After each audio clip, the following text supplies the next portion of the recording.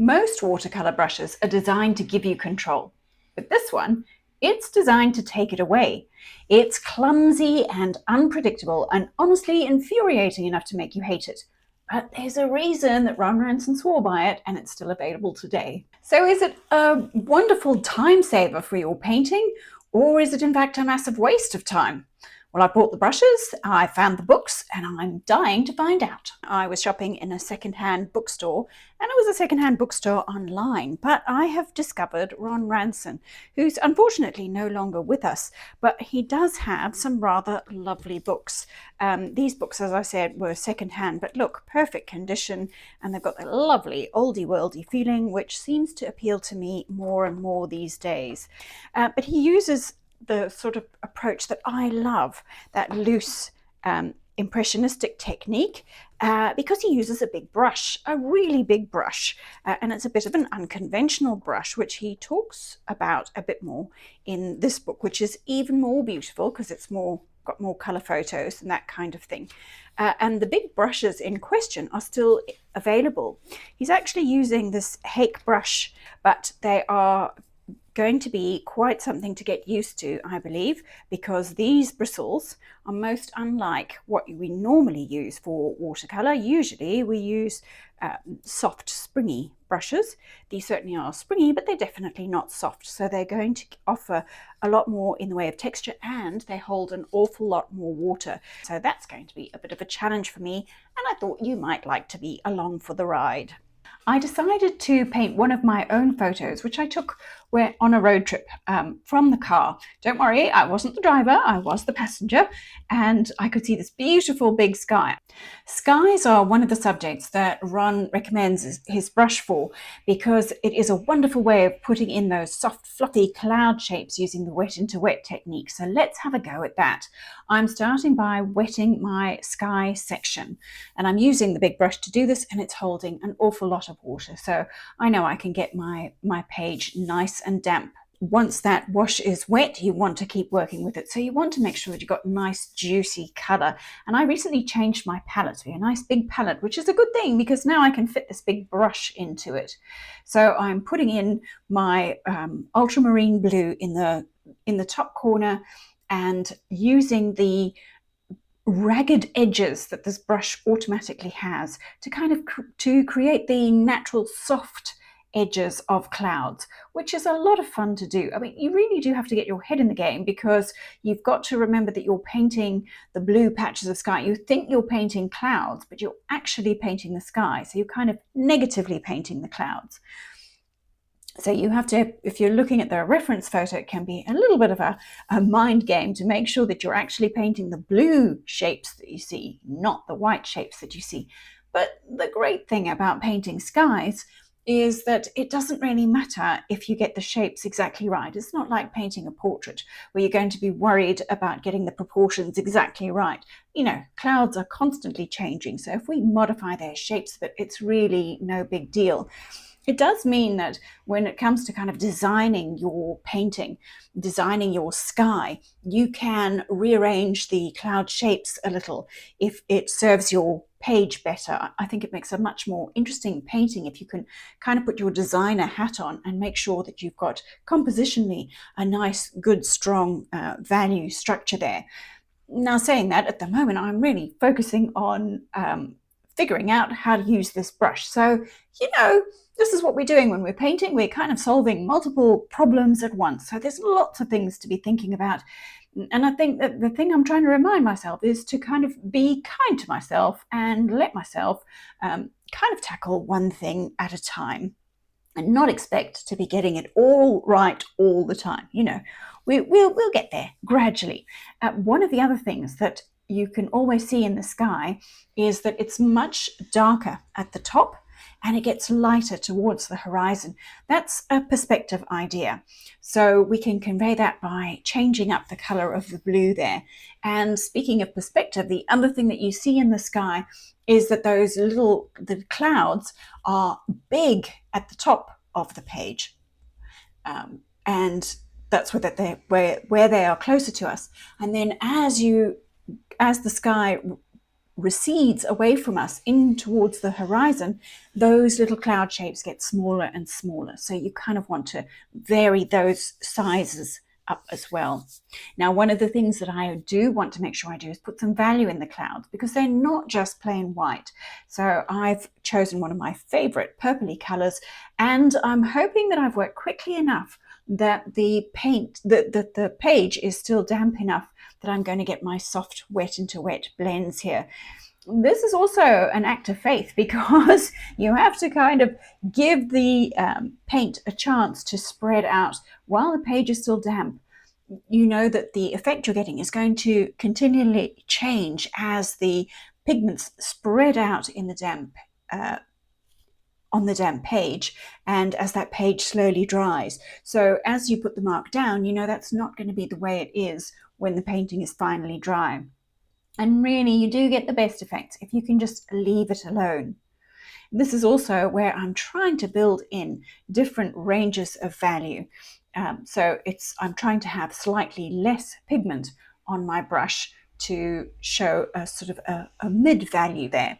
The other thing is that watercolor will dry a little bit lighter. So I know that if it looks a little bit too dark when I first put it down, it's probably right, because it is definitely going to end up a little bit lighter once the page is properly dry. And I am enjoying playing with this brush, I must say, but painting something like a sky is very forgiving. It would be driving me mad if I was trying to do something else, you know, a portrait or something. I don't think I could quite cope.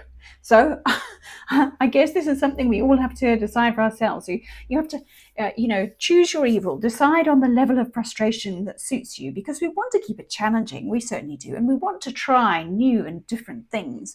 But we also want to make sure that we are enjoying painting, because that's really the point. So I guess something like this, a new brush can feel like a new toy to play with. And that's pretty fantastic. If you see it that way, brilliant. Go ahead and grab one.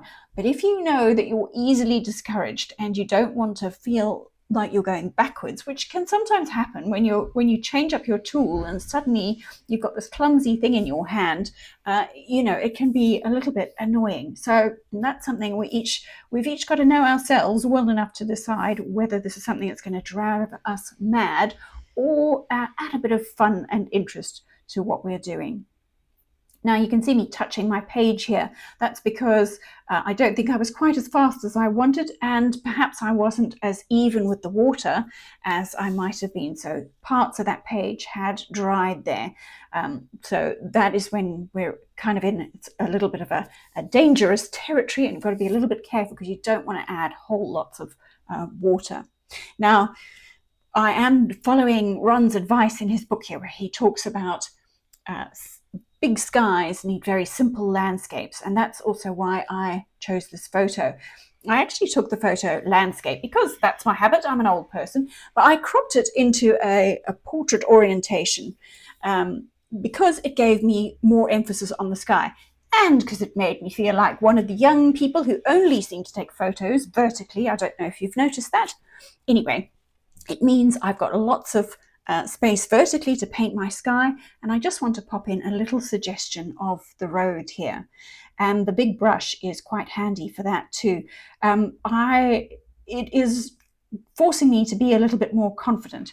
Well, it's not forcing me, it's kind of encouraging me to be a bit more confident, because it will take a lot of paint, and I'm hoping that I get better at charging up the brush a bit more confidently and applying it with a big sweep, rather than tentatively trying to put in little marks. That's something I'm always trying to avoid at the moment.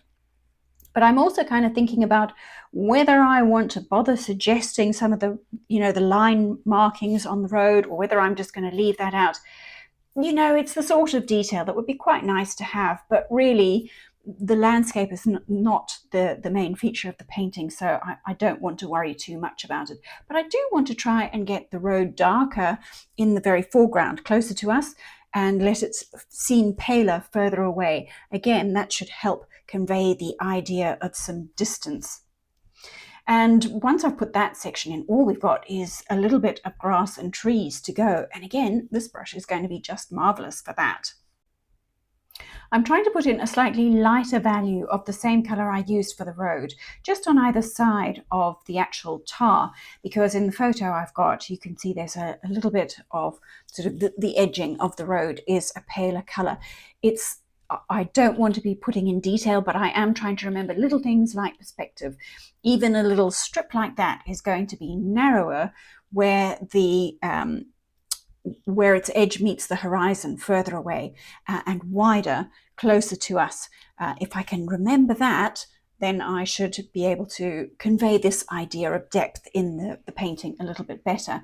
It doesn't really matter at this stage because I can always paint the green over that little section when I put in the grass and reshape my thin stripe of grey in that way by when I actually paint the grass.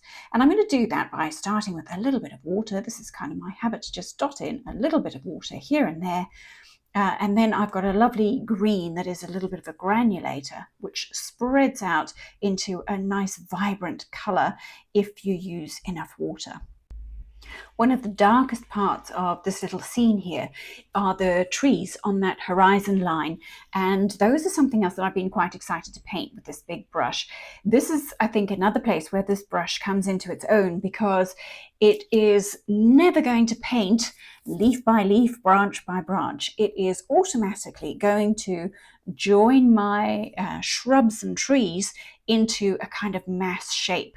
And I'm kind of taking advantage of these spiky bristles and the amount of pigment that they will hold to create my mass shape of the vegetation line on the horizon, remembering to make it go from wide at the outside edges down to narrow towards the horizon, following those little perspective rules that we have come to know.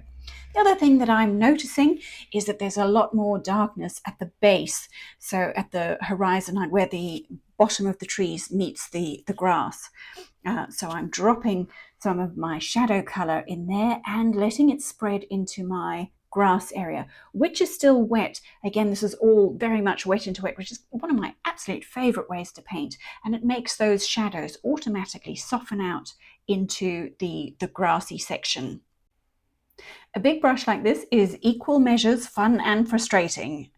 And if you're looking for a way to help you loosen up and let go of detail, I think trying a bigger brush is a fantastic way to go. One like this, or just something bigger than you are comfortable with, might be a fantastic way to change things up in your process and get you a little bit looser if that is something that you are looking to do. We tend to love loose watercolour because it looks confident, but if you don't necessarily feel confident, you might be wondering how to fake it. Well, I made a separate video all about that. You might want to watch that one next. Happy painting!